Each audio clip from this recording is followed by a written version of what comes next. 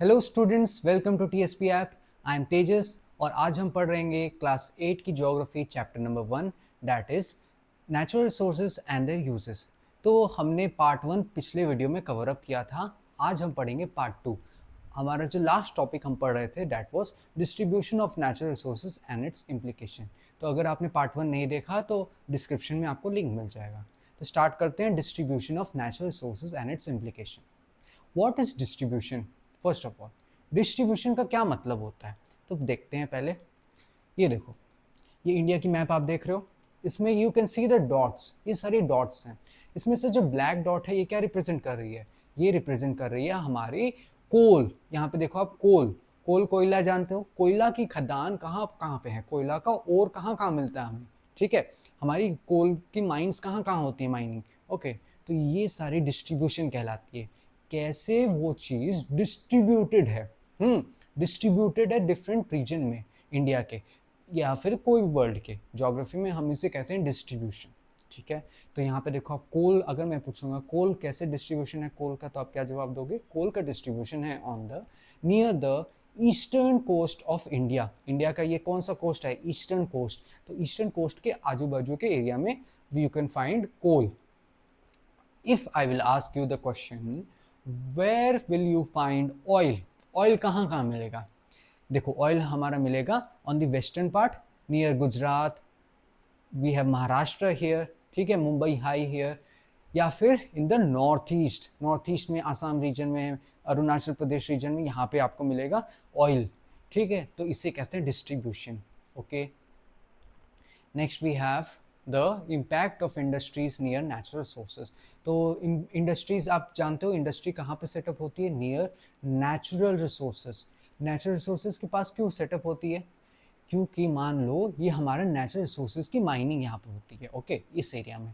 यहाँ पे हम अपना फैक्ट्री लगा देंगे तो यहाँ से यहाँ ट्रांसपोर्ट करना कितना आसान होगा। It will be very easy. यहाँ से निकाला, यहाँ पे प्रोसेस किया मशीन्स में, फैक्ट्री में, ठीक है। So that is the reason why industries जो होती है अपने कॉस्ट को बचाने के लिए, ईजी रखने के लिए चीज़ों को, नेचुरल रिसोर्सेज के सोर्स के पास वहीं पे अपना इंडस्ट्री सेटअप करती है, ठीक है। अब देखो बेनिफिट क्या होगा। बेनिफिट ये होगा कि लोगों के लिए जॉब्स बनेंगी। ये देखो, जॉब, जॉब जानते हो आप, लोग काम करेंगे फैक्ट्री में, उनके लिए जॉब होगी। Township and new communities will grow. Township मतलब क्या होता है? जैसे देखो, मान लो ये हो गई हमारे फॉरेस्ट, सॉरी, ये हो गई हमारी इंडस्ट्री। इंडस्ट्री के पास में कौन रहेगा? जो लोग उसमें काम करते हैं, तो यहाँ पे उनकी हाउसेज हो गई, ओके। अब वो, उनको खाने के लिए सामान चाहिए, ठीक है, डेली यूज आइटम्स चाहिए, उसके लिए क्या होंगे? यहाँ पे शॉप्स आएंगी। फिर शॉप्स को देखते देखते पॉपुलेशन बढ़ेगी, ओके, ऐसे करते करते पॉपुलेशन बढ़ेगी, लोगों की अलग अलग डिमांड्स होगी, रिलीजियस प्लेसेस बनेंगे। इससे क्या होगा? एक इंडस्ट्री के आजू बाजू के पास पूरी पॉपुलेशन सेटल हो गई, और इससे हमारा क्या हो गया? पूरा एक नया टाउन बन के आ गया, ठीक। तो इसीलिए जो इंडस्ट्रीज होती हैं, इंडस्ट्रीज, उसके आसपास उसके आ जाने से पूरा एक टाउनशिप डेवलप हो जाता है, ठीक, न्यू कम्युनिटीज बन जाती हैं, ओके।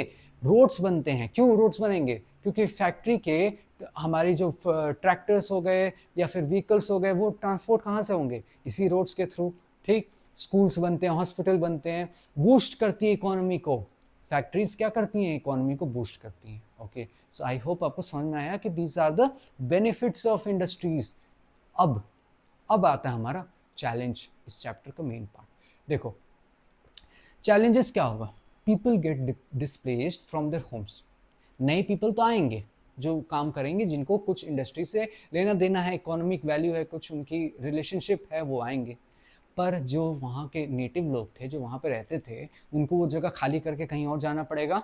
वो वहाँ पे रहना पसंद नहीं करेंगे, बिकॉज इंडस्ट्रीज से बहुत पोल्यूशन होता है। साउंड पोल्यूशन हुआ, धम धम धम धम, कान में दर्द हो जाएगा, ठीक। पोल्यूशन, सांस लेने में दिक्कत होगी, ठीक, एयर पोल्यूशन, तो ऐसे कई पोल्यूशन होंगे। People get displaced. इससे क्या होगा? और सेक्रेड प्लेसेस और कल्चर लॉस्ट हो जाएंगे हमारी। सेक्रेड मंदिर, मस्जिद, ये सारे क्या होंगे? ये सारे लॉस्ट होते जाएंगे, क्योंकि इंडस्ट्री अब वहाँ पे खुल गई है। फिर पॉपुलेशन भी वहाँ पे अब कम हो गई। Short and long term cost हो गया।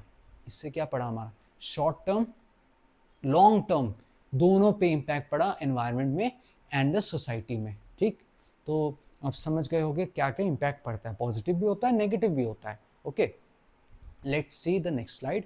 It says trade skill and conflict. Okay, जहां पे भी ट्रेड होगा, ये देखो ट्रेड, ट्रेड के साथ क्या ज़रूरी है, आप में कोई स्किल हो ट्रेड को करने के लिए, हाँ स्किल, और स्किल और ट्रेड होगी, ट्रेड से क्या होगी हमारी कॉन्फ्लिक्ट। अब समझते हैं इसको कैसे होता है। देखो trade depends on where resources are found, जहाँ पे रिसोर्सेज होगी वहाँ पे ट्रेड होगी, सिंपल सी बात है। जहाँ पे हमारे वुड मिलेंगे वहीं पे तो लकड़ी की फर्नीचर्स बिकते हैं, वहाँ वहीं पे तो वो वुड बिकेगा, ठीक। आयरन की ओर है, आयरन की माइनिंग हो रही है मान लो, तो आयरन वहीं से तो बिकेगा। तो ट्रेड वहाँ पे होता है जहाँ पे रिसोर्सेज होता है। ओके, हम क्या करते हैं, इंसान क्या करते हैं, अपनी ये जो स्किल है, हमारी स्किल और जो हमारी नॉलेज है, इसको कंबाइन करते हैं। इसको कंबाइन करके हम नए नए चीज़ बनाते हैं अपने नॉलेज से, अपने स्किल से, ठीक है। हम रिसर्च करते हैं, पढ़ाई करते हैं अलग अलग चीज़ की, इससे हम नए नए चीज़ बनाते हैं। जैसे कि देखो वुड्स स्टील नाम की चीज़ हमने बनाई है, नए एक नई तरह की स्टील है ये।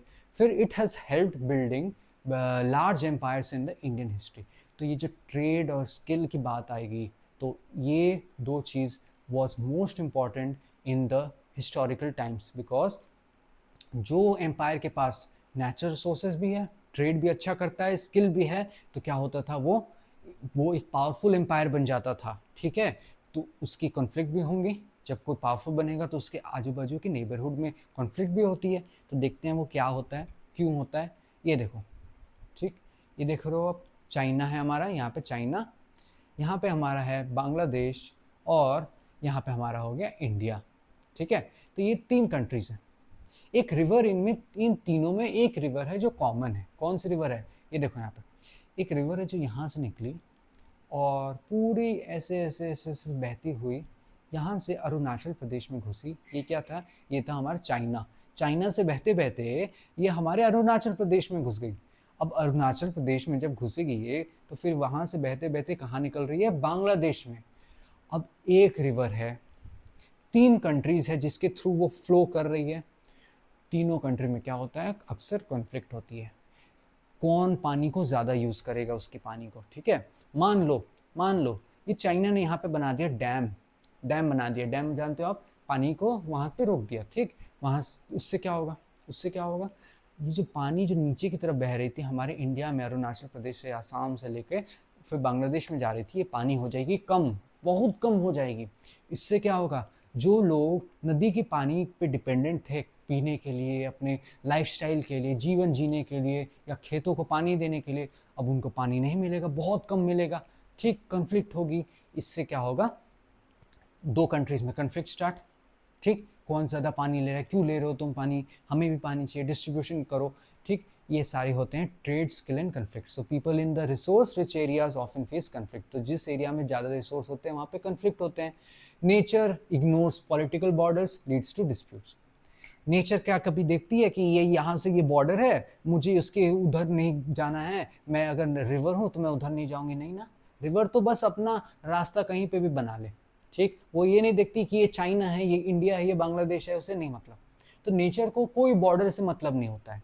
ओके, पॉलिटिकल बॉर्डर मतलब कंट्रीज की बॉर्डर। जैसे मैम आपकी बोलती है पॉलिटिकल मैप कल लेकर आना स्कूल में। पॉलिटिकल मैप क्या हो जाता है, वो मैप जिस पे बॉर्डर्स बने होते हैं स्टेट्स के, कंट्रीज के, ठीक है। तो पॉलिटिकल बॉर्डर्स को इग्नोर करती है nature. Okay, let's see next. तो एक और एग्जांपल है हमारा कावेरी रिवर। कावेरी रिवर कहाँ पे, हमारा साउथ इंडिया में। साउथ इंडिया आप रिलेट करो पूरे इंडिया के मैप में, नीचे की टाइप, नीचे की तरफ में, ठीक है, तमिलनाडु जहाँ पे। अब ये जो कावेरी रिवर है ये यहाँ से फ्लो कर रही है, कर्नाटका और आजू बाजू के रीजन से इसकी ट्रिब्यूटरीज इसमें मिल जाती हैं। ट्रिब्यूटरीज मिलकर फिर एक कॉमन रिवर बन के, कावेरी रिवर बन के यहाँ बहती है। अब इससे क्या होता है, इससे देखो यहाँ पे ये इस एरिया में यहाँ पे हमारा पुडुचेरी भी है कहीं पे, ठीक है। तो इससे क्या होता है, चार स्टेट्स और यूनियन टेरिटरीज में लड़ाई होती है, कर्नाटका, तमिलनाडु, केरला, पुडुचेरी, ठीक। इशू क्या है, इशू है कि शेयर करना है वाटर, रिवर वाटर को, और वाटर है लिमिटेड। ऐसा तो नहीं अनलिमिटेड है, जिसको जितना लेना ले लो, ऐसा तो नहीं होता, लिमिटेड है, सबको आपस में शेयर करना है। अब लड़ाई होगी कि कौन ज़्यादा लेगा पानी, कौन कम लेगा।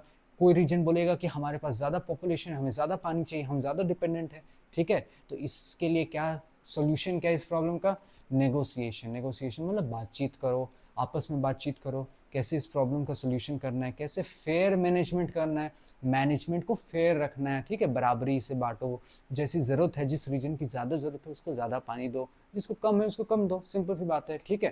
तो फेयर मैनेजमेंट होना चाहिए। तो these are the examples of how there are conflict when there is resource. Okay, अब आता है हमारा नेक्स्ट सेक्शन। ये नेक्स्ट सेक्शन क्या है? The natural resource curse. ये कर्स आप जान रहे हो वर्ड, कर्स क्या होता है? कर्स मतलब एक बुरा चीज़, बुरा श्राप जैसा मान लो, बहुत बुरा हो गया, ठीक है। तो जहाँ पे नेचुरल रिसोर्स होती है वहाँ पे कर्स भी होता है कुछ रीजन में। कुछ रीजन में क्या होता है, जैसे आप वीडियो में देखो, थोड़ा समझो क्या होता है। देखो, अब एक बार समझ लेते हैं अच्छे से। It is also called paradox of plenty. Paradox of plenty, ज़्यादा रिसोर्सेज स्टिल वहाँ पे डेवलपमेंट नहीं है। रिच रिसोर्सेज है, यहाँ पे देखो, रिच इन नेचुरल रिसोर्सेज हैं, कुछ कंट्री है, रीजन है जो रिच है रिसोर्सेज में, बहुत रिसोर्सेज है, but still they remain poor, they are under developed. Poor हैं, गरीब हैं, डेवलपमेंट अंडर है, अंडर मतलब नीचे की तरफ में डेवलपमेंट, नेगेटिव चली गई, नेगेटिव, ठीक है, डेवलपमेंट हमारी, तो डेवलपमेंट हमारी अच्छे से नहीं हुई है। ऐसा क्यों हो रहा है? क्यों रिसोर्स के होते हुए भी कोई कंट्री और रीजन अमीर ना बन के गरीब बनते जा रहा है? क्यों? Because they fail to develop industries. Industry बहुत इंपॉर्टेंट है, ठीक है, इंडस्ट्री के बिना डेवलपमेंट नहीं होगा। They do not convert raw resources into valuable products. देखो, रिसोर्सेज को ये कन्वर्ट नहीं करते हैं, इस टाइप के रीजन जो हैं, ये रिसोर्सेज को फाइनल प्रोडक्ट में नहीं बना के बेचते। जैसे कि मान लो अफ्रीका की कंट्रीज, आप जानते हो अफ्रीका में बहुत सारे माइंस होते हैं, मिनरल्स मिलते हैं, ठीक है। ये कंट्रीज वहाँ की पुअर हैं, तो क्या करती हैं वो? एक्सट्रैक्ट किया नेचुरल रिसोर्स, और एक्सट्रैक्ट करने के बाद बिना उसे प्रोसेस किए, अब मान लो मैंने कुछ एक्सट्रैक्ट किया, 5 रुपये का होगा वो, ठीक, 5 रुपीज़ का, मान लो उसको अगर मैंने प्रोसेस कर दिया होता, वही चीज़ को फाइनल बना देता, जैसे आयरन और निकाला, बॉक्साइट निकाला, उसको फाइनल एल्यूमिनियम बना देता या आयरन बना देता, तो वो बिकता 500 रुपये में। 5 रुपये 500 रुपये, कितना अंतर है, ठीक है। तो ये रीजन क्या करते हैं, डायरेक्ट निकाला, डायरेक्ट बेच दिया, यही चीज़ जो निकाला बेच दिया, तो इनकम भी वैसा मिलेगा, वैसे ही पैसा कमाएंगे, ठीक है। तो दे do not convert raw resources into valuable product. Value कब बढ़ती है? जब इंडस्ट्री किसी रॉ मटेरियल को लेकर उसे प्रोसेस करती है, इंडस्ट्री फैक्ट्री प्रोसेस करती है, उसको फाइनल चीज़ बनाती है जो हम लोग कंज्यूम करते हैं, ह्यूमंस कंज्यूम करें, ठीक, तब उसकी वैल्यू बढ़ जाती है। 5 रुपये का चीज़ 500 बन जाता है, ठीक है। तो आई होप आपको समझ में आ रहा होगा। These regions rely too much on raw export. बस सामान निकाला, रॉ मटेरियल निकाला, रॉली एक्सपोर्ट कर दिया बिना किसी प्रोसेसिंग के, ठीक। तो this is the reason why there is a poor condition in these regions and countries. Okay, so let's see the next slide. तो क्या ज़रूरी है? Y resources are not enough. Resources क्यों इनफ नहीं है? क्या इसके अलावा और चीज़ चाहिए? देखो, ये 4 चीज़ चाहिए। रिसोर्सेज के होने से ये गारंटी नहीं होता कि हमें वेल्थ मिलेगा, हमें पैसा मिलेगा, वेल्थ मतलब पैसा, रिच बन जाएंगे हम, ठीक। ट्रू डेवलपमेंट के लिए ये 4 चीज़ भी चाहिए। पहला क्या है? ह्यूमन की नॉलेज, इंसान को नॉलेज होना चाहिए कैसे रॉ मटेरियल को हमने कन्वर्ट करना है, हाई वैल्यू करनी है उसकी। गुड गवर्नेंस होनी चाहिए, सरकार का सपोर्ट मिलना चाहिए अच्छे से, हाँ, सरकार अच्छी होनी चाहिए, करप्शन नहीं होना चाहिए, ठीक है, सरकार हेल्प करे, वेलफेयर करे। Industries to add value, industry होनी चाहिए, इंडस्ट्री तो कन्वर्ट करेंगी, प्रोसेस करेंगी raw material to final product, ठीक है। स्ट्रैटेजिक प्लानिंग होनी चाहिए फॉर सस्टेनेबिलिटी। ऐसा नहीं हो कि हमने पूरा एक रीजन में जितना भी आयरन है सब निकाल लिया, आयरन और, फिर क्या होगा? आगे फ्यूचर में हमारा क्या, कैसे गुजारा होगा? तो इसके लिए क्या होना चाहिए? एक प्लानिंग होनी चाहिए जो कि हमें सस्टेनेबिलिटी की ओर लेके चले। सस्टेनेबिलिटी मतलब sorry, a development that meets the needs of present generation, आज की generation, without compromising the needs of future generation। हमने आज के अपने डिमांड्स, अपने नीड्स के हिसाब से हमने रिसोर्सेज को यूज़ किया, हमने बाकी जो रिसोर्स बचा उसको जल्दी जल्दी ख़त्म नहीं किया, हमने छोड़ दिया, कम यूज़ किया, ताकि हमारे आने वाले पीढ़ी, हमारे आने वाले बच्चे उस रिसोर्सेज को यूज़ कर सकें। तो दैट इज सस्टेनेबिलिटी का concept. Okay, let's move on, let's move on. How has India avoided the curse? India, आप जानते हो इंडिया में रिसोर्सेज बहुत है, हमने पहले भी देखा, basis of on the basis of use how we are using the resource, उसमें इंडिया का एग्जाम्पल था, ठीक है। तो इंडिया ने कैसे अवॉइड किया इस कर्ज को, इंडिया ने वो इन्वेस्ट किया इन इंडस्ट्रियल डेवलपमेंट, इंडिया ने इंडस्ट्रीज़ को हेल्प किया कि इंडस्ट्रीज़ आएँ इंडिया में, सेटअप हों, बिजनेसेस ग्रो हों, टेक्नोलॉजी को बढ़ाया इंडिया ने, प्रमोट किया, ठीक है। स्किल्ड वर्कफोर्स, वर्कफोर्स अगर स्किल्ड है मतलब पढ़ी लिखी, अपने काम में अव्वल है, अच्छी हैं, तो वो स्किल्ड कहलाते हैं, ठीक। तो स्किल्ड वर्कर को इंडिया ने बनाने में हेल्प किया, वर्कफोर्स को। इससे क्या हुआ कि it helped in meeting the growing needs and avoid over dependence. तो इंडिया को डिपेंडेंट नहीं होना पड़ा बाकी सब देशों पे, बाकी सब देशों को एक्सपोर्ट करने में सिर्फ रॉ एक्सपोर्ट, इंडिया अब प्रोसेस भी करता है, फाइनल गुड्स भी बेचता है, रॉ मटेरियल भी बेचता है, ठीक है। तो इंडिया क्या हो गया, एक बैलेंस कर लिया अपने आप को, कर्ज से होने से बचा लिया। रिसोर्सेज आर ब्लेसिंग, तो रिसोर्स तुम्हारे लिए ब्लेसिंग भी हो सकती है और एक बर्डन भी हो सकती है। बर्डन कब हो सकती है, अभी वाले केस में जब हम यूज़ ही नहीं कर रहे हैं उसको जैसे यूज़ करना चाहिए, उसको प्रोसेस ही नहीं कर रहे हैं, ठीक। उसको जैसे हमें हाई वैल्यू करनी थी उस हाई वैल्यू तक नहीं लेके जा रहे हैं, सिंपल रॉ मटेरियल में ही बेचे जा रहे हैं, ठीक। It depends on how wisely we use them, okay. तो वाइजली यूज़ करें रिसोर्सेज को। Now we come to the one of the last topics, renewable and wise use of natural resources, stewardship। तो आप सभी क्लास 8 के बच्चे के लिए ये इंपॉर्टेंट है, कैसे हमें रिन्यूएबल रिसोर्सेज को यूज़ करना है, क्यों यूज़ करना है आप समझ गए होंगे, कैसे यूज़ करना है, कैसे हमें एनवायरनमेंट को प्रोटेक्ट करना है, ये सारा चीज़ हम पढ़ेंगे कि कैसे रिस्पॉन्सिबल सिटीजन बनेंगे हम, ठीक। पहले देखो रिन्यूएबल रिसोर्सेज, इसके लिए क्या इंपॉर्टेंट है, रिन्यूएबल रिसोर्सेज को हम कैसे रिस्पॉन्सिबली यूज़ करें, कैसे प्रोटेक्ट करें, ठीक। इसके लिए क्या करना पड़ेगा, रिन्यूएबल रिसोर्सेज को टाइम देना है कि वो अपने आप को, वो साइकिल जो थी उसकी कंप्लीट हो, रीन्यू करे अपने आप को, रीस्टोर करे, ठीक, रीजनरेट करे, समझ रहे हो। नॉन रिन्यूएबल रिसोर्सेज, जो नॉन रिन्यूएबल रिसोर्सेज है उनको क्या करना है, उनको जुडिशियसली यूज़ करो, रिस्पॉन्सिबली यूज़ करो, किसी को भी ओवर नहीं करने दो, ओवर एक्सप्लॉयटेशन नहीं करने दो, ठीक। एक्सप्लॉयटेशन का क्या मीनिंग होता है, एक्सप्लॉयटेशन मतलब नेगेटिव चीज़ होती है कि नेगेटिवली किसी चीज़ को यूज़ करना, बट ज्योग्राफी में इस चैप्टर में रिसोर्सेज के केस में हम एक्सप्लॉयटेशन को क्या कहते हैं, एक्सप्लॉयटेशन मतलब यूज़ करना, ठीक। हमने रिसोर्स निकाला, यूज़ किया, we have exploited the resource, ठीक। वो नेगेटिव कॉन्नोटेशन अभी नहीं है। अब तो यहाँ पे क्या है, ओवर एक्सप्लॉयटेशन से हमें बचना है, ज़्यादा नहीं करना है, ज़रूरत से ज़्यादा एक्सप्लॉयट किए जा रहे हैं, ओके। बायोडाइवर्सिटी लॉस जो होता है इसे भी रोकना है, पोल्यूशन को रोकना है, क्लाइमेट चेंज को रोकना है। What is biodiversity loss, the decline in the variety of life on earth, earth पे एनिमल्स रहते हैं, प्लांट्स रहते हैं, और अगर पॉल्यूशन और ये सारी इम्पैक्ट जो हमारे साथ हो रहा है, हमारे एनवायरनमेंट में जो हो रहा है, इससे अगर इनकी नंबर कम होते जा रही है, मान लो एक रीजन में 100 टाइप्स ऑफ एनिमल्स रहते थे, प्लांट्स रहते थे, 100 से वो अगर 50 हो गया तो वो कंसर्न है, हमारी जो इकोसिस्टम थी वो अनबैलेंस हो जाएगी, फूड चेन जो बनती है, फूड चेन टूट जाएगी, ओके। तो बायोडाइवर्सिटी लॉस को रोकना भी है हमें, ठीक। तो let's move on to this over use of ground water, ठीक। ग्राउंड वाटर, आप लोग कई बच्चे होंगे आप में से जो ग्राउंड वाटर का पानी पीते होंगे, डायरेक्ट ग्राउंड वाटर को यूज़ करते होंगे डायरेक्ट, ठीक है। ग्राउंड वाटर क्या हुआ कि सबमर्सिबल लोग लगा लेते हैं घर में, ट्यूबवेल लगाते हैं, उससे हम ग्राउंड के नीचे में जो पानी होता है ना उसे एक्सट्रैक्ट करते हैं और उसे यूज़ करते हैं, कंज्यूम करते हैं। तो ये क्या है, ये एक ओवर यूज़ का कंसर्न है, ओवर यूज़, यहाँ पे देखो ओवर यूज़ इतना कर रहे हैं, ओवर हो गया, अब ज़रूरत से ज़्यादा यूज़ कर रहे हैं।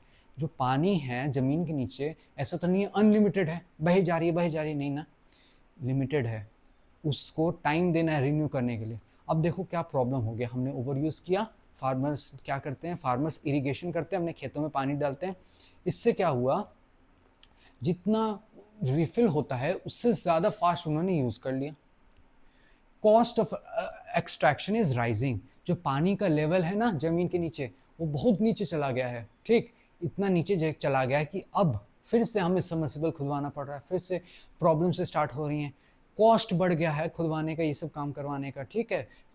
ये जो ग्राउंड वाटर है इसको एक्सट्रैक्ट करने का, सम सिटीज़ में run out of ground water soon, कई सिटीज़ इंडिया में ऐसी हैं जिसमें ग्राउंड वाटर 100% ख़त्म होने वाला है, ठीक है।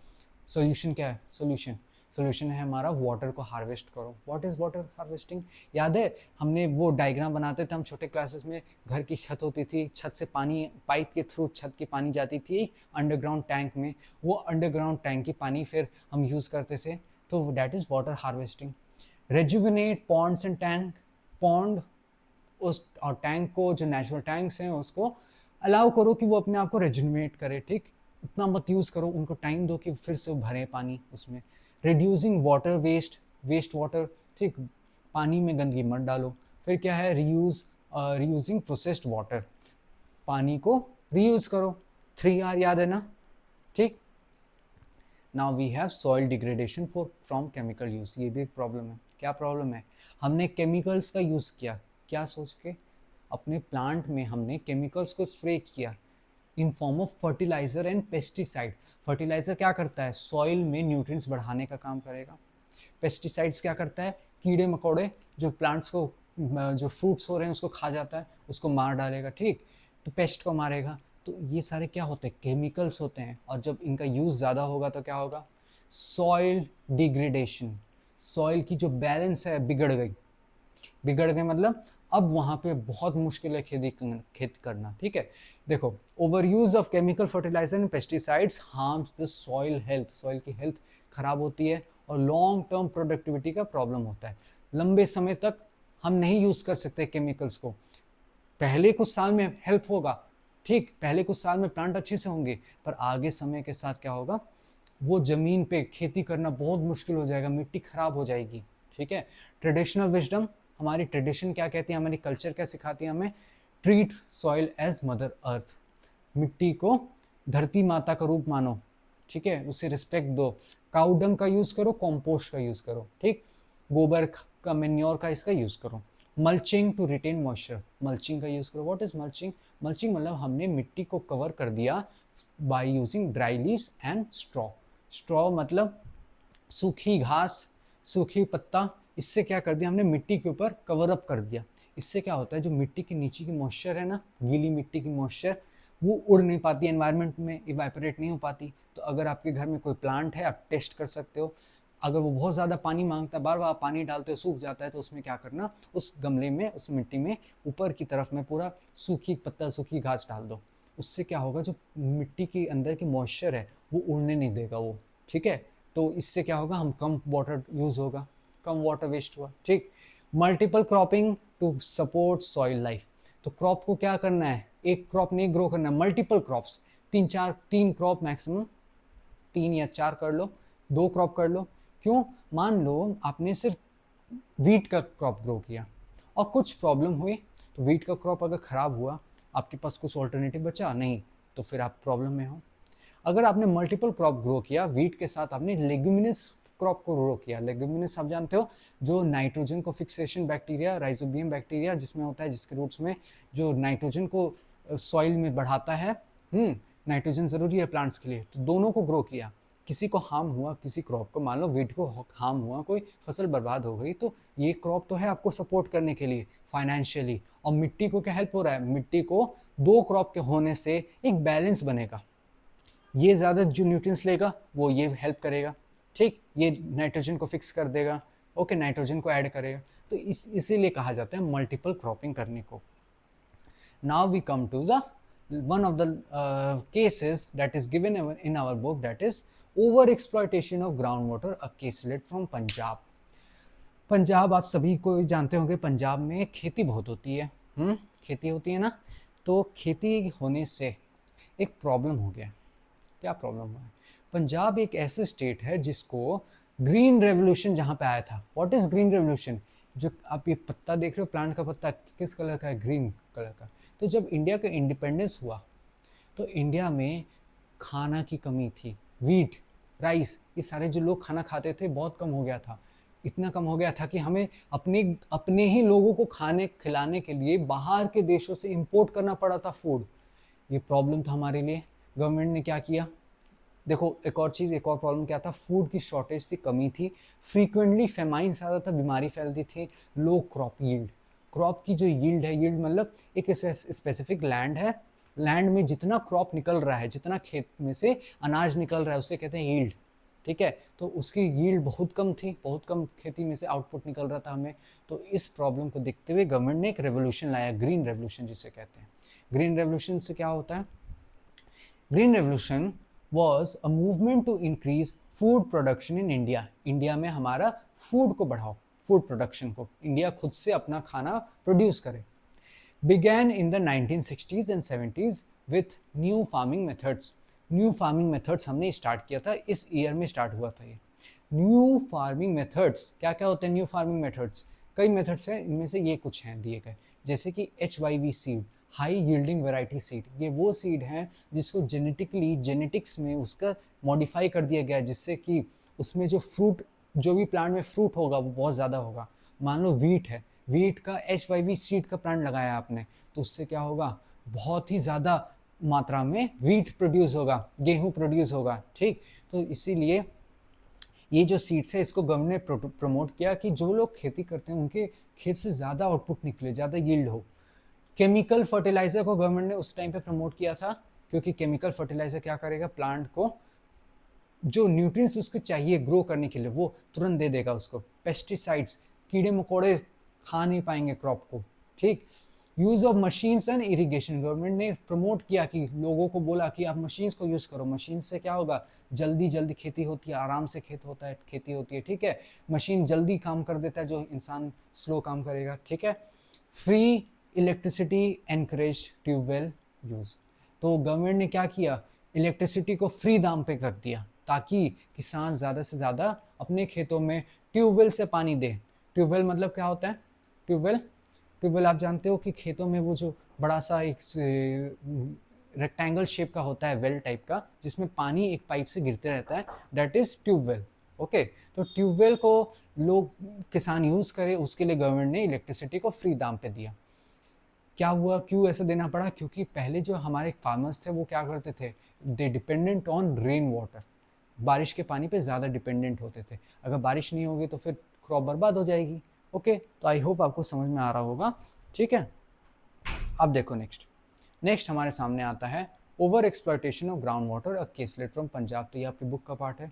ग्रीन रेवोल्यूशन लाया गया था, India become self sufficient, India self sufficient बन जाता है। ये इसका आउटपुट है।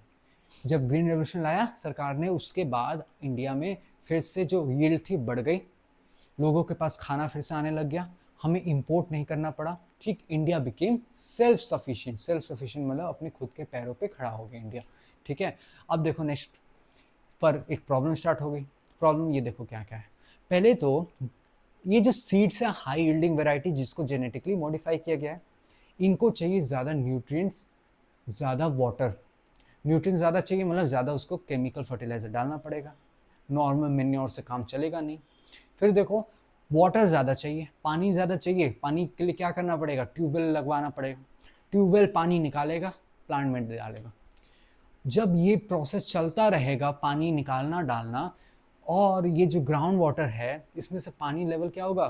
कम, इतना कम हो जाएगा कि एक टाइम आएगा कि बहुत कम हो गया। तो यही हुआ है पंजाब में, ओवर पंपिंग हो गई है। सरकार ने फ्री पावर दिया, उससे एक और प्रॉब्लम हो गई कि लोग और ज़्यादा पंप करने लगे पानी को, ठीक।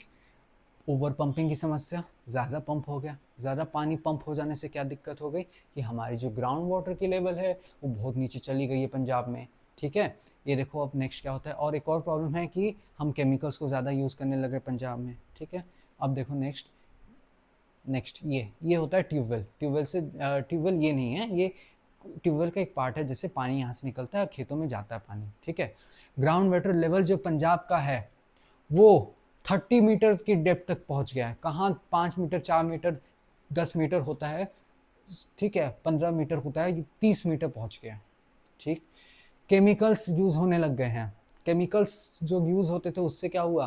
केमिकल्स डिज़ोल्व हो गए, ठीक। मान लो ये मिट्टी है, ऊपर से केमिकल्स मिट्टी के पानी के साथ बहते बहते ग्राउंड वाटर तक गए।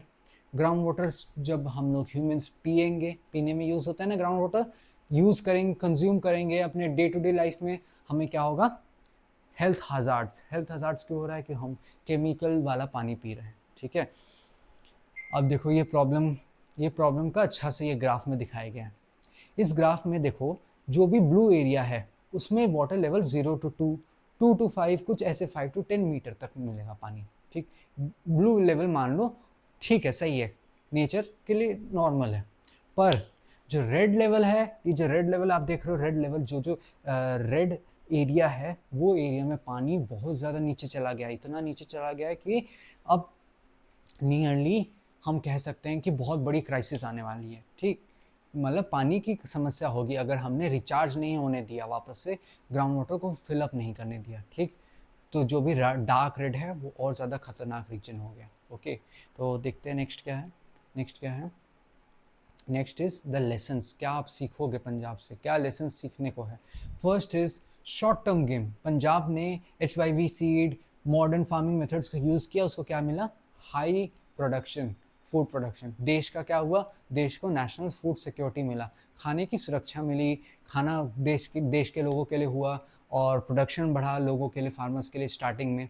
पर आज के टाइम में, मतलब लॉन्ग टर्म में, लंबे समय के बाद क्या हो रहा है, अब आज के टाइम में उसका इफेक्ट क्या मिल रहा है हमें, कि इन्वायरमेंट को डैमेज हुआ है, हेल्थ की रिस्क हो गई हैं, ठीक, वाटर की स्कार्सिटी हो गई है। So all these things show the impact of using chemical fertilizers and overly exploiting the groundwater.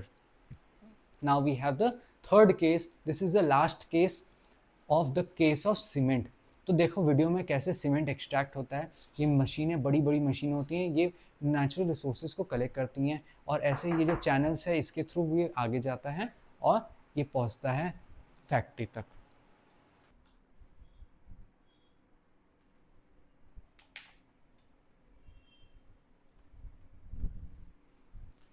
अब देखो क्या हुआ, द केस ऑफ सीमेंट। अब जो सीमेंट जहाँ पे प्रोसेसिंग होती है वहाँ पे देखो कई प्रॉब्लम्स होगी, वो देखते हैं। पहले ये समझते हैं कि सीमेंट का काम क्या होता है।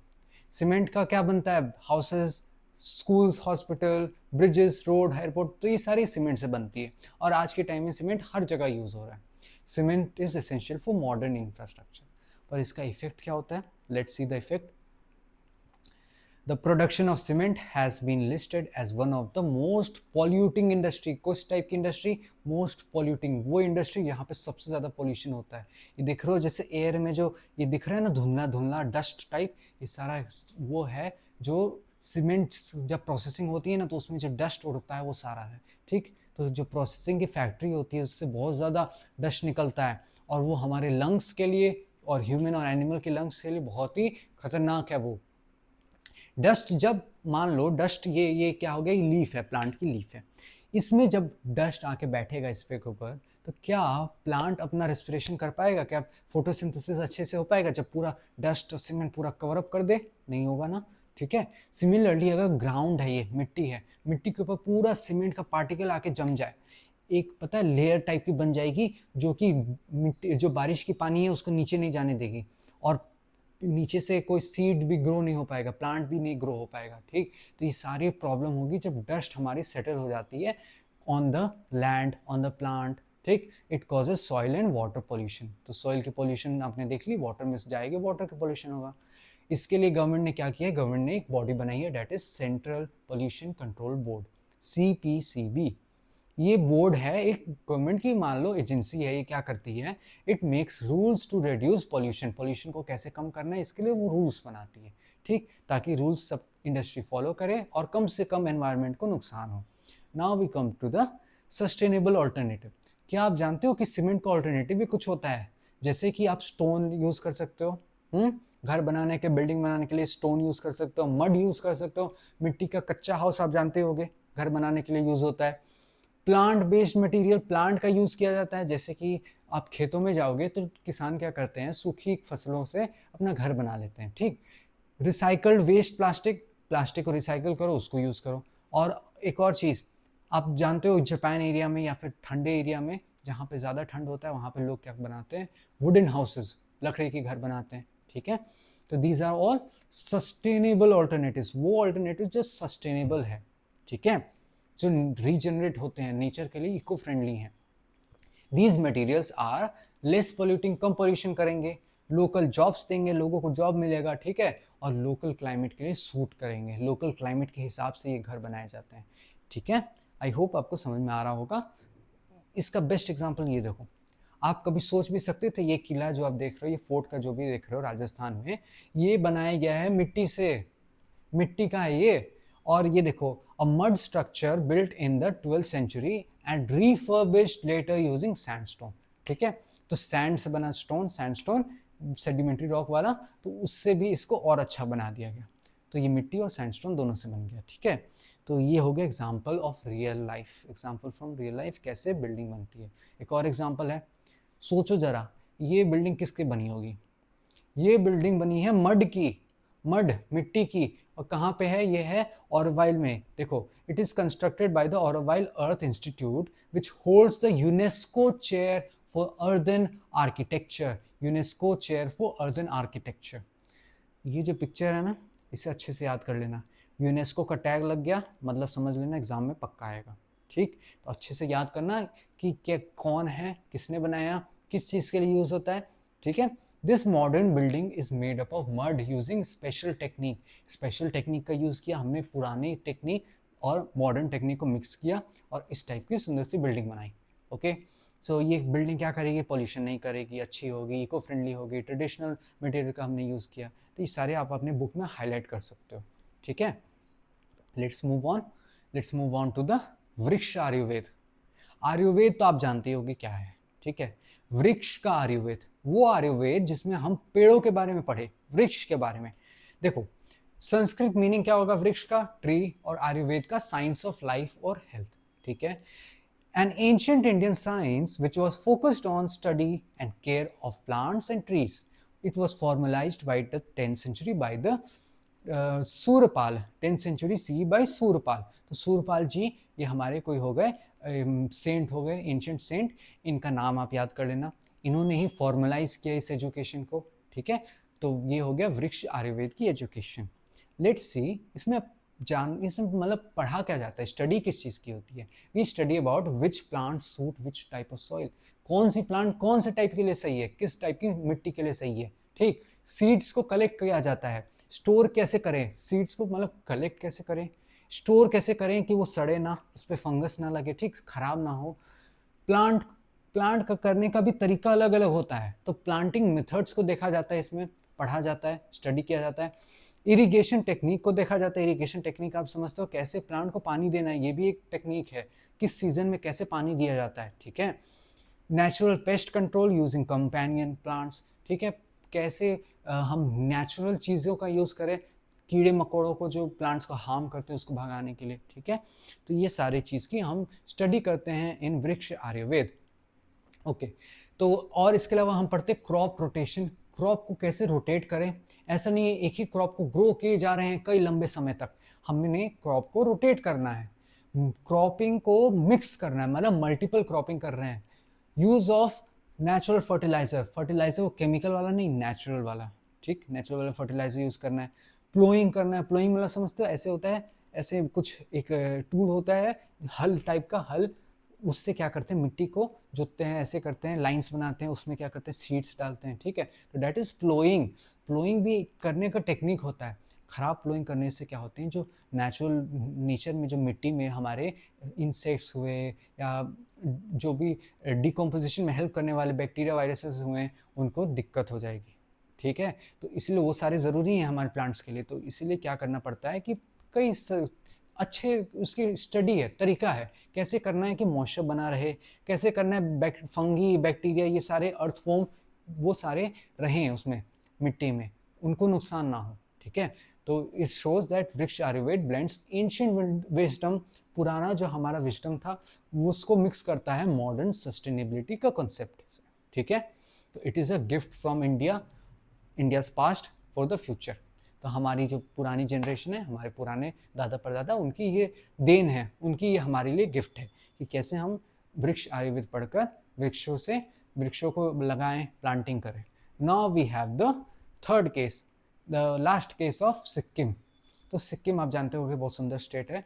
हाँ, माउंटेन्स हैं यहाँ पे तुम आपको हिमालयन माउंटेन्स मिलेंगे, इस टाइप से घर मिलते हैं। ठीक, यहाँ पे क्या है, यहाँ पे गवर्नमेंट ने बहुत अच्छा काम किया। देखते हैं क्या किया। हम बात करें पेमा की फैमिली की। पेमा एक मान लो एक गर्ल है, गर्ल बॉय जो भी है, ये एक इमेजिनरी फिगर मान लो अभी के लिए। सिक्किम में रहते हैं वो क्या करते हैं देखो, उनकी क्रॉप की यील्ड कम होते जा रही थी और वो हैवी डेट में थे। हैवी डेट मतलब बहुत ज़्यादा कर्ज में हैं, कर्ज में डूब गए हैं। क्यों? क्योंकि उनको केमिकल फर्टिलाइजर, पेस्टिसाइड ये सब खरीद के उनको डालना पड़ा था प्लांट में, क्रॉप में, और ये सारी चीज़ खरीदना पड़ता है। खरीदना मतलब महंगा मिलेगा, ठीक है, महंगा मिलता है, इसको खरीदना पड़ता है। ये सब को देखते देखते उन्होंने कई कर्ज ले ली, कर्ज में डूब गए। इससे क्या होता है? Soil got damage due to long term chemical use. कई सालों से उनकी फैमिली क्या यूज कर रही थी? Chemical fertiliser, pesticide. इससे क्या हो गया? Soil damage. गवर्नमेंट ने एक स्कीम लॉन्च की। स्कीम आप समझते हो? गवर्नमेंट ने स्कीम लॉन्च की जिससे कि सिक्किम में किसानों को ऑर्गेनिक फार्मिंग करने के लिए प्रमोट किया जाएगा। ऑर्गेनिक फार्मिंग क्या होता है? कि नेचुरल मेथड्स का यूज़ करते हुए फार्मिंग करना, बिना किसी केमिकल्स के, ठीक है। तो आप अगर गए हो मॉल्स में तो वहाँ पे एक अलग सेक्शन होता है ऑर्गेनिक फार्म्ड फ्रूट्स वेजिटेबल का, ठीक। वो महंगे मिलते हैं, वो बहुत ही स्पेशल हैं क्योंकि वो नेचुरली हमने ग्रो किया है, केमिकल्स के थ्रू नहीं किया है हमने, ठीक है। Pema's family decided to go organic. तो पेमा की फैमिली इतने सारे प्रॉब्लम में थी, अब लास्टली उन्होंने डिसाइड किया कि ये सारी चीज़ को हम छोड़ते हैं, हम ऑर्गेनिक फार्मिंग को अडॉप्ट करेंगे। इससे क्या होगा? इससे देखो, इससे क्या होगा कि पेमा की जो क्रॉप इतनी दिक्कत में थी वो अब इस लेवल तक पहुंच जाएगी, मतलब हरी भरी हो जाएगी। Lower yield in the beginning, पहले स्टार्टिंग में उतने साल का जो नुकसान हुआ है वो तो भरपाई होने में, नेचर को साइकिल चलने में टाइम लगेगा, रिस्टोर करने में, ठीक। तो थोड़ा पहले यील्ड कम हुआ कुछ सालों में। उसके बाद क्या हुआ? न्यू प्रैक्टिसेस उन्होंने अडॉप्ट किया, कॉम्पोस्ट बनाया, कॉम्पोस्ट का यूज़ किया, नेचुरल पेस्ट रिपेलेंट का यूज़ किया, नीम का, गार्लिक का। नीम और गार्लिक आप जानते होंगे, ये सारे क्या करते हैं? कीड़े मकोड़ों को भगाने में हेल्प करते हैं हमारे। तो इसका यूज़ किया, प्रैक्टिस किया, मल्टीपल क्रॉपिंग, मल्टीपल क्रॉप्स को ग्रो करना स्टार्ट किया। तो इससे क्या हुआ इम्पैक्ट? इससे हमारा इम्पैक्ट इनको मिला इन द नेक्स्ट 5 ईयर, 5 साल में इनको, अगले 5 साल में सक्सेस मिलेगा। सिर्फ इनको नहीं, पूरे सिक्किम को क्या सक्सेस मिला? पूरे सिक्किम में जब फार्मर्स ने अडॉप्ट कर लिया ऑर्गेनिक फार्मिंग तो उनकी इनकम 20% बढ़ गई। अच्छा, फिर देखो टूरिज्म बढ़ा। क्यों टूरिज्म बढ़ा? दूसरे दूसरे एरिया से, इंटरनेशनल लेवल, नेशनल लेवल से लोग आ रहे थे देखने के लिए कैसे सिक्किम में ऑर्गेनिक फार्मिंग होती है। ओके, तो टूरिज्म बढ़ेगा, टूरिज्म बढ़ेगा तो टूरिस्ट आते हैं, उनको सर्विसेज प्रोवाइड करने के लिए लोग आएंगे, शॉपकीपर्स बढ़ेंगे, ठीक है, शॉपकीपर का इनकम होगा। तो एक पूरी जो इकोनॉमी की साइकिल है वो स्टार्ट हो जाएगी। Sold crop like cardamom, ginger, veggies at a premium price. Price जो कि प्रीमियम है, महंगा दाम पे बिकता है। मैंने बताया आपको मॉल्स में बिकते हैं ये। जब इतना महंगा जब कोई चीज़ बिकेगा तो किसका फ़ायदा? किसान का फ़ायदा, किसान की आमदनी, ठीक है। Biodiversity flourished, insects birds returned. हमने केमिकल का यूज़ नहीं किया, नेचर रीग्रो की, बायोडाइवर्सिटी फ्लरिश किया और इंसेक्ट्स और बर्ड्स वापस अपने घरों पे वापस आ गए, मतलब वापस नेचर के में वापस आ गए उस एरिया में। Sikkim became 100% organic in the year 2016। 2016 तक सिक्किम बन गया 100% ऑर्गेनिक स्टेट। तो आई होप आपको समझ में आ रहा होगा कि ऑर्गेनिक फार्मिंग एक अच्छी चीज़ है, ठीक है। अब देखो, today Sikkim is a global model, पूरी दुनिया के लिए एक मॉडल का काम कर रहा है सिक्किम, ठीक है। एज अ लीडर क्या कर रहा है कि एंटायर रीजन ये दिखा रहा है कि हम एक पूरे एरिया को, एंटायर रीजन को ट्रांजिशन कर सकते हैं सस्टेनेबल एग्रीकल्चर प्रैक्टिसेस के थ्रू, ठीक। पूरा रीजन में हम सस्टेनेबल एग्रीकल्चर प्रैक्टिसेस को अडॉप्ट करने के लिए प्रमोट कर सकते हैं। अब देखो फायदा, फायदा कहेंगे तो दो मेन फायदा हुआ। दो क्या फायदा? इकोलॉजी का फायदा मतलब एनवायरनमेंट का फायदा, इकोनॉमिक आउटकम। इकोनॉमिक आउटकम मतलब इकोनॉमी का फायदा हुआ, लंबे समय तक हमें इफेक्ट अब अच्छा मिलेगा, ठीक है, इकोनॉमी का अच्छा होगा। टूरिस्ट आएंगे, उससे इकोनॉमी बूस्ट होगी, ठीक है। फार्मर्स की इनकम होगी, सैलरी बढ़ रही है फार्मर की, यानी कि हमारी जो जीडीपी है वो ऊपर की तरफ जा रही है। ओके, तो इकोनॉमिक एडवांटेज एंड हमारी जो नेचर के लिए एडवांटेज है वो दोनों चीज़ होगी। Okay, next we have the one of the last topic, reasonable and judicious use of resources. तो रिसोर्सेज आप जानते हो क्या होते हैं, बहुत सुंदर रिसोर्सेज को बनाना है तो उसके लिए उसको जुडिशियसली यूज़ करना पड़ेगा। Use non renewable resources wisely, ठीक है। Use them slowly and carefully, let them last till we find the better alternative and switch to renewable energy like solar and wind, ठीक है। तो नॉन रिन्यूएबल एनर्जी, जो non renewable resources उनको wisely use करो और तब तक आराम से यूज़ करो जब तक हमें नया रिन्यूएबल सोर्सेज उसका ऑल्टरनेटिव नहीं मिल जा रहा। फिर देखो, ensure fair access for all, सबके लिए बराबरी का अधिकार होना चाहिए, ठीक है। ऐसा नहीं होना चाहिए कुछ ही लोग के पास ज़्यादा रिसोर्सेज है। पुअर कम्युनिटीज़ को भी, उनका भी हक है अच्छे रिसोर्सेज का, पोल्यूशन से बाहर रहने का, पोल्यूशन से अच्छे एनवायरनमेंट में रहने का, ठीक है। तो हमें प्लान करना है सिटीज़ को, इंडस्ट्रीज़ को प्लान करना है। फिर रिड्यूस वेस्ट पोल्यूशन, पोल्यूशन और वेस्ट को कम करो, वेस्टिंग वाटर इलेक्ट्रिसिटी, ठीक है। हार्मफुल केमिकल्स का यूज़ मत करो, कम से कम करो। फैक्ट्रीज जो यूज़ कर रही हैं उनको कम से कम करने को कहो, ठीक। यूज़ इको फ्रेंडली मटेरियल, हमारी जो इको फ्रेंडली मटेरियल है उसको ज़्यादा यूज़ करो, केमिकल्स को मत यूज़ करो। ट्रेडिशनल, हमारी जो ट्रेडिशन सिखाती है, हमारी जो परंपराएं सिखाती है उसको फॉलो करो। नेचुरल फार्मिंग करो, ऑर्गेनिक फार्मिंग, ठीक है। वाटर हार्वेस्टिंग करो, और क्या करो, कंपोस्ट, मल्चिंग, नेचुरल रिपेलेंट, ये सारी चीज़ को यूज़ करो। ओके, तो आई होप आपको समझ में आ रहा होगा कि कैसे हम एनवायरनमेंट को प्रोटेक्ट कर सकते हैं, रिस्पॉन्सिबली यूज़ कर सकते हैं। तो हमें नेचर को रिस्पेक्ट करना है, एक्ट एज ए स्टूवर्ड्स। आप सभी क्लास 8 के बच्चे स्टूवर्ड्स हैं। आप अब आगे चल के इस वर्ल्ड के लिए लीडर्स का काम करेंगे, आप ही हैं जो रास्ता दिखाएंगे। तो इसीलिए आपको बनना है केयर टेकर ऑफ अर्थ, अर्थ का केयर टेकर, ठीक है। रिस्टोरेशन, रीजनरेशन और सस्टेनेबिलिटी, तीनों चीज़ पे फोकस करना है कि नेचर की जो साइकिल है, रिस्टोरेशन, रीजनरेशन और सस्टेनेबल, इसको रहना है, इसको मेंटेन करके रखें। भगवद गीता में हमें ये मिलता है लोक संग्रह। लोक संग्रह का क्या मीनिंग है कि act not just for your self but for the wellbeing of all. ऐसा काम करो कि सिर्फ अपने फ़ायदा का ना सोचो और पूरी दुनिया का भलाई का सोचो, ठीक है। तो आई होप, अब हम चलते हैं लास्ट टॉपिक पे, इंटरनेशनल सोलर अलायंस। तो sun is the ultimate source of energy, ठीक है। सन की एनर्जी से हम क्या यूज़ कर सकते हैं, क्या बना सकते हैं, electricity by using solar panel. तो क्या किया इंडिया, ये देखो, इंडिया एंड फ्रांस दोनों ने मिलकर एक स्टार्ट किया alliance, alliance of countries, countries का ग्रुप। वो कंट्रीज़ का ग्रुप क्या करेंगी, देखो 2015 में स्टार्ट किया। वो कंट्रीज़ किस चीज़ की ग्रुप है, a group of sunshine rich countries. वो कंट्रीज जहाँ पे सनशाइन ज़्यादा है, जहाँ पे सूरज की किरणें ज़्यादा अच्छे से मिलती हैं, ठीक है। गोल क्या था, to promote the use of solar energy around the world. पूरे वर्ल्ड में हमें प्रमोट करना है solar energy, because it is renewable energy. Okay, अच्छा होता है ये, कोल, पेट्रोलियम, ये सबसे अच्छा, ठीक। अब देखो इससे क्या हुआ, इससे मतलब इसमें इंडिया का क्या रोल था। तो India help in funding solar project, India ने हेल्प किया बाकी सब देशों में, डेवलपिंग कंट्रीज़ में, कि प्रोजेक्ट आप लो, सनलाइट से एनर्जी बनाने के प्रोजेक्ट को स्टार्ट करो, ठीक है। इंडिया ने फंडिंग दी, पैसा दिया। शेयर्ड टेक्निकल नॉलेज, इंडिया ने टेक्निकल नॉलेज को शेयर किया लोगों के साथ, ठीक है, ज्ञान को शेयर किया। अफोर्डेबल लोन्स प्रोवाइड कराए, फाइनेंसिंग करवाई, और लीडरशिप रोल प्ले किया towards a clean energy transition.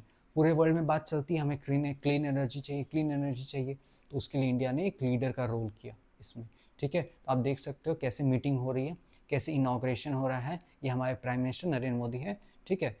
ये क्या है, दिस इज़ व्हाट, ये जो ऊपर में है, this is the international solar alliance का लोगो, ठीक। आप याद कर लेना कैसा है, ISA है। अब देखो, अब हमारे क्या आता है बेनिफिट्स, फ़ायदा क्या मिला, जो मैं पहले कह रहा था फ़ायदा क्या मिलेगा। पहला है कि हम क्लाइमेट चेंज को फाइट कर रहे हैं। दूसरा क्या है कि हम जॉब्स को ग्रीन जॉब्स बना रहे हैं, वो जॉब्स जो इकोनॉमिकली, हमारी इकोलॉजिकली फ्रेंडली है, एनवायरनमेंट के लिए फ्रेंडली है। Save money on energy, energy के लिए मनी हम सेव कर रहे हैं, हम खर्चा फालतू में नॉन रिन्यूएबल रिसोर्सेज पे नहीं कर रहे हैं, ठीक है। और set an example for the world, पूरे वर्ल्ड के लिए इंडिया एक एग्जाम्पल बन रहा है कि कैसे हम रिन्यूएबल एनर्जी का यूज़ करें। ये देखो image, this is what, this is the बदला सोलर पार्क। अब वो बदला वाला बदला नहीं, ये बदला एक एरिया है, वो वहाँ का सोलर पार्क है। It is located in Rajasthan, Rajasthan में है। ये सोचो जब सैटेलाइट से फोटो लिया गया, इतना बड़ा बड़ा दिख रहा है ये, इतना बड़ा, तो ये one of the world's largest solar park होगा ना, ठीक है। पूरे वर्ल्ड में one of the largest solar park है ये।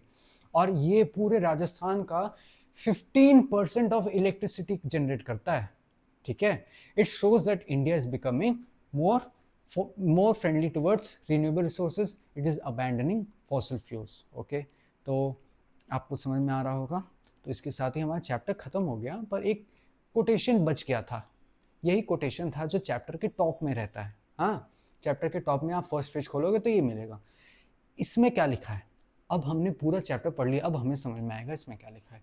इसमें ये लिखा है कि concerned solar scientists are clear on what we need to do. We must move towards a regenerative economy, an economy that operates in harmony with the nature, repurposing used resources, minimizing waste, and replenishing depleted resources. तो हमने कैसी economy बनानी है अपने देश की? वो जो कि नेचर के लिए हेल्पफुल हो, जो रीपर्पस करे, रिसोर्सेज वही यूज़ करे जो कि अच्छी हैं, रिन्यूएबल है, नेचर का हेल्प मिल रहा है, हम नेचर की हेल्प करें, नेचर हमारी हेल्प करे। We must return the innate wisdom of nature herself, the ultimate regenerator and recycler of resources. तो ये किसने कहा था? क्रिश्चियनिया फिगर्स, ठीक है, and Tom Rivett Carnac in the future of we choose. तो ये फ्यूचर ऑफ वी चूज ये क्या है? कोई आर्टिकल या बुक हो सकता है। ओके, तो इसमें कहा गया था कि कैसे हमें अपनी इकोनॉमी को नेचुरल बनानी है, नेचर फ्रेंडली बनानी है, इकोलॉजिकल फ्रेंडली बनानी है और ग्रीन बनानी है। आई होप आपको पूरा चैप्टर समझ में आ गया होगा। अगर आपको वीडियो अच्छी लगी होगी तो लाइक कर देना। ओके, और अगर आपको इस चैप्टर की नोट्स और क्वेश्चन आंसर कुछ भी चाहिए, आपको इस पीपीटी की भी हेल्प चाहिए, तो आप ये आपको मिलेगी on TSP app. TSP app download कर सकते हो आप गूगल प्ले स्टोर से, या फिर डायरेक्टली आप www.tspap.com को विजिट करके एक्सेस कर सकते हो स्टडी मटेरियल। ठीक है, इस चैप्टर का जो भी एनसीईआरटी सॉल्यूशन है उसकी वीडियो जल्दी ही आपको इस चैनल पे मिल जाएगी। Thank you so much for watching. Stay healthy, take care.